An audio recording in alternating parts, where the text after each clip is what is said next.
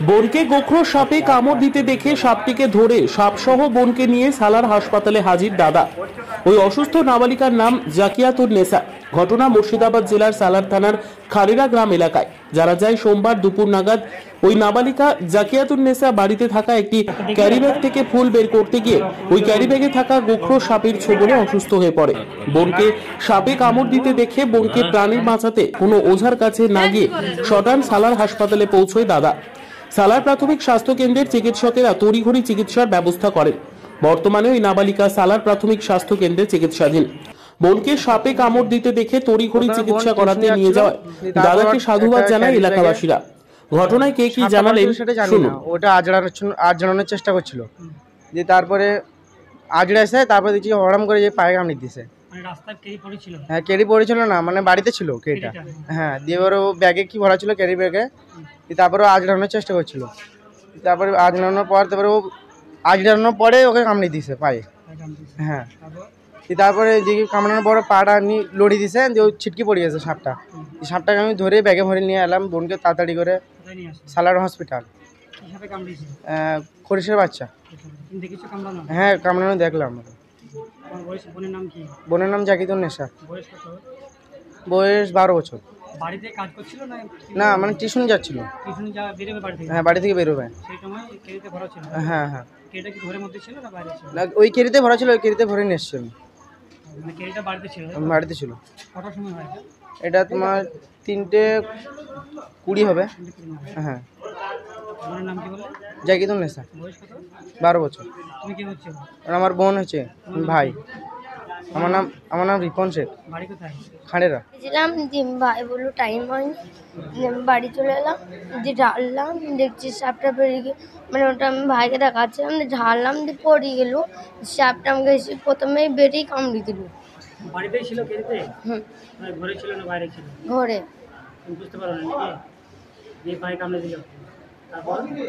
তারপর আমার ভাই আমাকে বেঁধে দিল। তারপর কি করলি? তারপর ভাই মোটরসাইকেলে নিয়ে এসে আমাকে নিয়ে চলে এলো এখানে। হাসপাতালে নিয়ে আসলো। তোমার নাম কি? জাকিয়াতুন নেসা। বাড়ি কোথায়? খারেরা। হসপিটালে বেশ কিছুক্ষণ আগে জাকিয়াতুন নেসা 12 বছরের একটা ভদ্রমহিলা সাপে কামড়েছিল শুনলাম।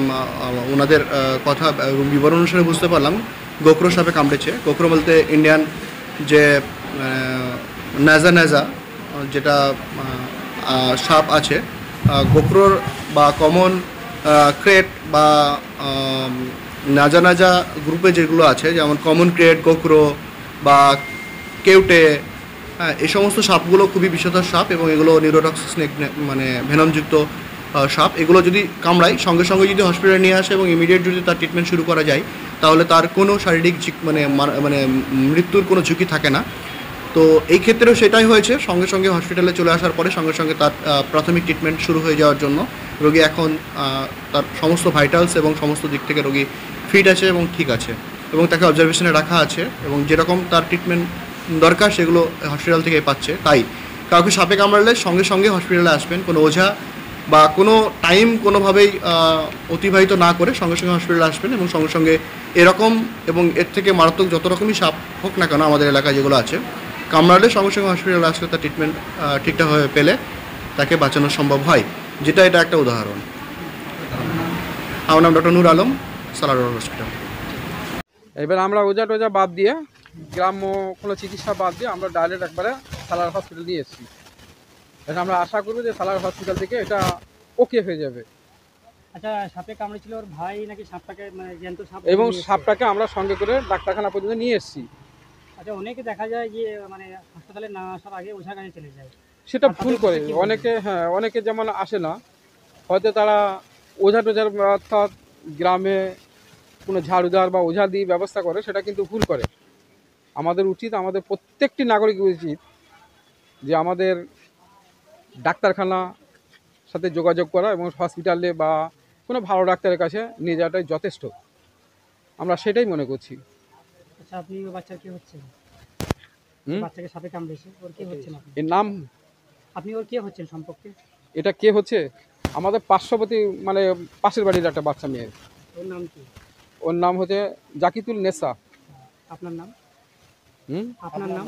ভালো নাম? হ্যাঁ, ভালো নাম। হ্যাঁ? আমার নাম হচ্ছে মোহাম্মদ মুসা।